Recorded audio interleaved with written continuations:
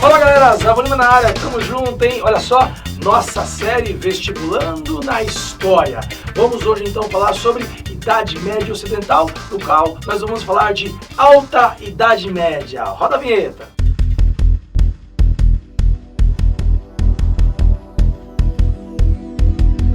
Bom pessoal, a Alta Idade Média é muito importante, está sempre presente aí nos vestibulares, no Enem e também nos concursos que exigem o conhecimento de história. Quando então nós falamos sobre Idade Média, dividimos entre Idade Média Oriental e Idade Média Ocidental. E dentro do contexto da Idade Média Ocidental, que pega lá toda a Idade Média, pega entre o século V ao século XV. Temos então a Alta Idade Média, que vai do século V ao século X. Neste ponto, estamos pontuando o território do Ocidente, o que nós podemos chamar de Idade Média Ocidental. É aí que aconteceu o auge daquilo que nós chamamos de o sistema feudal, a base de todo o entendimento da Idade Média Ocidental. Algo que não aconteceu tão fortemente na Idade Média Oriental. Nesse ponto, Alta Idade Média, o auge do sistema feudal. Mas para a gente chegar no auge do sistema feudal, nós vamos então pintar um processo. Esse processo histórico é chamado de formação do feudalismo. Esse processo de formação tem a ver com o fim do Império Romano, e nesse fim do Império Romano, pessoal, as invasões dos povos chamados bárbaros, que vieram da região da Germânia, os povos bárbaros germânicos, começaram a adentrar dentro do território romano, formando então o que é o território da Europa Ocidental nesse sentido, fim do Império Romano do Ocidente e o início da formação dos povos medievos. Esses povos germânicos eram vários, né? Nós temos, por exemplo, aí os anglos, os saxões, os francos, você tem aí também os burgúndios, você tem lá os vândalos, os godos, ostrogodos, visigodos. Todos esses povos se espalharam no território que é o território de hoje da Europa Ocidental e que vai dar a base de formação do que é a Europa medieval. Esses povos foram então se fundindo com a cultura romana. Primeiro ponto importantíssimo para entender a formação do feudalismo é a fusão de dois mundos. Dois mundos então estão se fundindo. O mundo dos romanos e o mundo dos germânicos bárbaros está se fundindo. Essa fusão, então, pessoal, elementos germânicos e elementos romanos formaram o que nós chamamos de feudalismo. Por exemplo, dos romanos vem o cristianismo, dos romanos vem o colonato, aquele sistema de trabalho baseado na lógica de trabalhar em troca de proteção. Dos germânicos vem a lógica guerreira, a ruralização, a ideia de que eles trocavam as terras entre eles, e isso era chamado de beneficium. E também eles já faziam um ritual de lógica de juramento militar a partir da posse da terra, chamado de comitatus. Nesse ponto, então, pessoal, a fusão de dois mundos vai dar a ideia central do feudalismo. A lógica da terra, a ruralização e todo o processo de viver num espaço protegido por guerreiros. Esta é a ideia central do feudalismo, ou do sistema feudal. Assim sendo, pessoal, nós vamos destacar um dos principais povos que deu origem a essa formação do feudalismo. Estou falando do franco, ou dos francos. Os reinos francos que se formaram dentro do território onde hoje é o território da Alemanha, o território da França e parte da Itália e da Áustria. Todo esse território vai formar o imenso e conhecido Império Franco, que durante o processo de formação do feudalismo deu uma ideia de uma tentativa de ressuscitação do que seria o Império Romano do Ocidente. Assim sendo, os francos. Destaque aí, francos. Nessa lógica, pessoal, vamos entender rapidamente os francos numa ideia de fusão entre os francos com a cultura romana. Você vai lembrar então alguns nomes principais desse processo. Primeiro, dividir em duas dinastias, a dinastia dos Merovingios e a dinastia dos Carolíngios. Os Merovingios, então, ali por volta do século V, foram se formando no território onde hoje é a França e a Alemanha e começou uma unificação dos povos francos. Desta forma, pessoal, a unificação dos povos francos vão se dar então a partir de Meroveu, o criador ou o cara que iniciou a dinastia dos Merovingios. Um dos nomes mais importantes dos Merovingios, pessoal, é Clovis. Clovis, o cara que se converteu ao cristianismo, um primeiro rei bárbaro franco que se tornou cristão. Isso é muito importante, porque ele vai manter o cristianismo naquele momento de invasões de povos que estavam destruindo o cristianismo. Clovis, o convertido. Depois, nessa mesma dinastia, pessoal, acontecerá um momento chamado de os reis indolentes. Reis que não tinham comando. Eles começaram a se perder da lógica guerreira e foram perdendo a acepção, a relação com os guerreiros da base, que era a lógica dos povos guerreiros bárbaros. Assim, os reis indolentes começaram a brigar entre si, foram perdendo credibilidade com os guerreiros. E nesse momento, dentro do reino dos merovingios, já existia uma ideia chamada de majordomos, o dominante do território. Aquele cara que era visto como prefeito do palácio. Entre aspas, um chefe de guerra, um primeiro-ministro guerreiro, vamos assim pensar, se a gente pensar no hoje. Esse majordomos, pessoal, defendia o território e tinha muita relação com os guerreiros francos. Desta lógica, então, vamos destacar um nome importantíssimo, Carlos Martel. Carlos Martel, então, na famosa Batalha de Poitiers, em 732, defendeu os francos das incursões muçulmanas. Ó, Idade Média Oriental, tá? Os muçulmanos estavam na Península Ibérica, estavam chegando no território da França. Então, a Batalha de Poitiers barrou a expansão muçulmana no território onde hoje é a França. Carlos Martel, o defensor do cristianismo. Nessa lógica, então, pessoal, os guerreiros francos queriam que Carlos Martel fosse o rei dos francos, para acabar, então, com a dinastia dos merovingios. Isso não vai acontecer com Carlos Martel, mas com um dos seus descendentes, que é, então, Pepino o Breve. Pepino Breve faz uma aliança com a igreja ao dominar territórios na Itália, derrotando os lombardos, um outro povo bárbaro que não tinha se cristianizado. Então ele doa territórios para a igreja, o que vai ser conhecido como os territórios papais. E assim então a igreja coroa, né, Pepino o Breve como rei dos francos. Então troca essa dinastia, começa a dinastia dos carolíngios. Os carolíngios, então, pessoal, continuando nesse processo de tentar ressuscitar o Império Romano, os carolíngios vão ter, então, em Pepino o Breve, agora um novo rei. Ele fez uma aliança com a igreja. A igreja cada vez mais vai se protegendo dentro dos territórios dos francos. É aí que você vai destacar um dos maiores nomes dos francos. Quem é ele?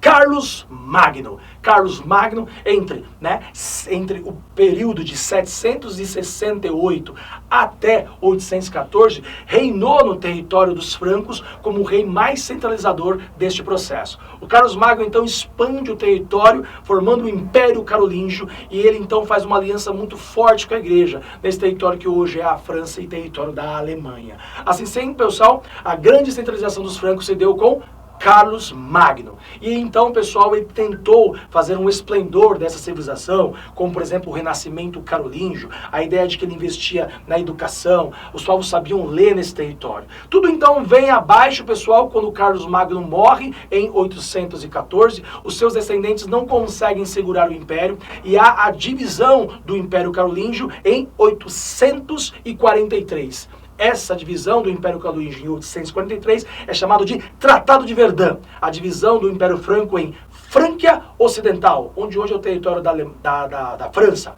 Frância Oriental, onde hoje é o território da Alemanha, e a Lotaríngia, onde é o território do norte da Itália. E os territórios papais ficaram nas mãos da igreja. Assim, pessoal, houve a divisão do Império Carolíngio, e a divisão do Império Carolíngio, então, é como visto ali no século IX como o início do feudalismo clássico. Já no território dos francos, pessoal, já estava acontecendo essa fusão de elementos romanos com elementos bárbaros germânicos. E a nobreza guerreira, dona das terras, que foram crescendo com a expansão franca, começou então aí mandar em pequenas regiões, se auto-intitulando como ducados, como baronatos, como território dos marqueses, principados e, por que não, reinos. Esse esmigalhar do território franco, pessoal, é o que nós chamamos então da origem do feudalismo. Assim sendo, o feudalismo, ou o sistema feudal. Guarda isso que é muito importante, tá? O sistema feudal, então, ele começa a ser consolidado a partir do século IX, tem o seu auge no século X e começa então a entrar em decadência a partir do século XI, onde nós falaremos na próxima aula, falaremos sobre Baixa Idade Média. O que você deve guardar sobre o feudalismo? Você vai pensar então em estruturas. Primeira estrutura, a política. Na política você vai pensar em poderes descentralizados nas mãos dessas nobrezas. Você vai pensar então na economia em economia de subsistência, onde todo mundo produzia para aquele território, no caso para o feudo. Então não havia pouco comércio, então economia de subsistência. Você vai pensar então numa sociedade dividida em três partes, sociedade tripartite, dividida em clero, servos e os guerreiros, ou, no caso, os nobres cavaleiros. Tá? E você vai pensar também a lógica de uma cultura. Que tipo de cultura? Uma cultura teocêntrica, ou seja, o cristianismo como centro do pensamento e da lógica desses povos. O teocentrismo e o poder e o domínio cultural da igreja, a igreja cristã. Tá? Eu tenho uma aula completa, tá, pessoal, sobre cultura medieval, vai passar aqui em cima a cultura medieval, então vocês vão ter essa aula completa se você clicar aqui nesse tópico que vai passar, tá? Então, mas sintetizando a cultura medieval nesse sentido, era o domínio total da igreja e todo o pensamento, todo o ensino, a lógica de entendimento do mundo via do cristianismo católico da igreja cristã. Lembrando também que a igreja se dividiu lá no século XI, lembra? Nossa aula de Idade Média Oriental, o cisma do Oriente, aconteceu em 1054. Dividindo a igreja cristã ortodoxa grega e a igreja cristã católica lá no ocidente, nesse território, que é o território do domínio dos papas, ali na região do centro da Europa, a partir da Itália. Pessoal, sempre quando a gente fala de feudalismo ou de sistema feudal, você tem que pensar esses 4 pontos: política, economia, sociedade e cultura. E pensar então nesses pontos para quê? Porque você imagina que foi um momento específico, muitas guerras, você tem então ali as disputas dos cristãos com os muçulmanos na Península Ibérica, você tem praticamente todo o norte da África dominada pelos muçulmanos, o Oriente dominado por cristãos ortodoxos e por muçulmanos, e a parte norte da Europa, a parte dos nórdicos, ainda não estava cristianizada, e tinha, por exemplo, lá os vikings, os famosos vikings, que ficavam atacando, fazendo incursões nos territórios dos anglos e saxões, onde hoje é a Inglaterra, que já eram cristianizados, e nos territórios, por exemplo, dos francos, aí na região da França e da Alemanha, que já estava cristianizado. Esse cercamento que aconteceu entre povos pagãos, não cristãos, na parte norte da Europa, os povos muçulmanos no bico da Península Ibérica, em todo o norte da África e no Oriente Médio, com os cristãos divididos, o cristianismo ocidental, onde hoje é esse miolo da Europa, que seria esse miolo da Europa? Parte da Espanha, França, Alemanha, a parte da região ali da Europa Central e a parte da Itália, esse miolo ficou isolado. Esse isolamento dá o sentido do feudalismo, pessoal. O sistema feudal completo ali dentro, eles começam a viver dentro de si, nesses pequenos territórios. Protegido pelo espaço do feudo, eles então têm na lógica da defesa que a nobreza fazia, dessa nobreza guerreira que vem dos bárbaros, defendia aquele território. A igreja cristã rascunhava tudo isso numa ideia cultural e os povos, então, trabalhadores, faziam a servidão.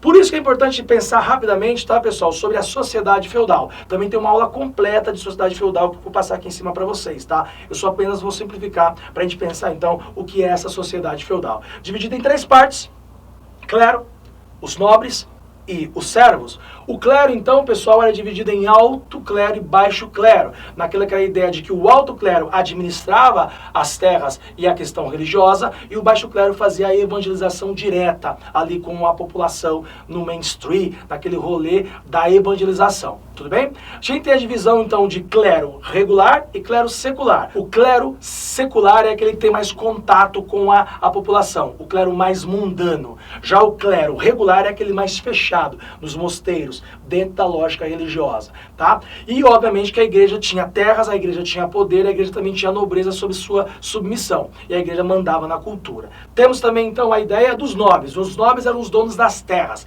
era a política local, eram os guerreiros, que vinha da herança dos bárbaros germânicos. Os nobres eram divididos em alta nobreza e baixa nobreza. Na alta nobreza você tem, então, os donos das terras, os suzeranos e os vassalos, com terra. Na baixa nobreza tem apenas os os vassalos sem terras, que eram então juravam obediência a todos os suzeranos que eram os donos das terras. Nessa lógica, então, eles faziam uma obediência militar entre eles, e eles então se protegiam pela lógica da guerra. E por baixo de tudo tem os servos, divididos em camponeses e vilões. Camponeses na parte rural, vilões na parte das vilas em torno dos castelos. Eles eram submissos aos nobres porque viviam prestando serviços a eles, pagando tributos e taxas, como por exemplo a talha. 50% da produção do feudo pertencia ao senhor, dono da terra. A banalidade, se você tivesse que usar algum tipo de instrumento do senhor, né, como por exemplo um moinho, tinha que pagar por isso. E você tinha também a corveia, que era então trabalhar nas terras do senhor, porque o senhor não vai trabalhar as terras dele, porque o cara é o cara das espadas, é o cara da guerra, então só os servos trabalhavam. Tudo bem? Além de outros, como o tostão de Pedro, também a parcela relacionada ao pagamento por casamento, tudo, a mão morta, tudo que ele produzia ficava no feudo. Ou seja, o servo era preso à terra. O servo, então, era absolutamente, né, movido pela lógica de estar vivendo ali e ter a sua proteção, e por isso eles eram servos daquele sistema. Não eram escravos, não podiam ser vendidos nem trocados porque eles eram os cristãos. Porém, eles eram praticamente presos à terra. Bom, pessoal, aula completa. Formação do feudalismo, Idade Média Ocidental, os reinos francos. Se você gostou dessa aula, clica, compartilha, ative o sininho para receber as nossas notificações. Meus queridos, meus amados, esse é o nosso curso completo de Vestibulando na História. Vem comigo, Zago Lima na área. Até mais. Tchau, tchau.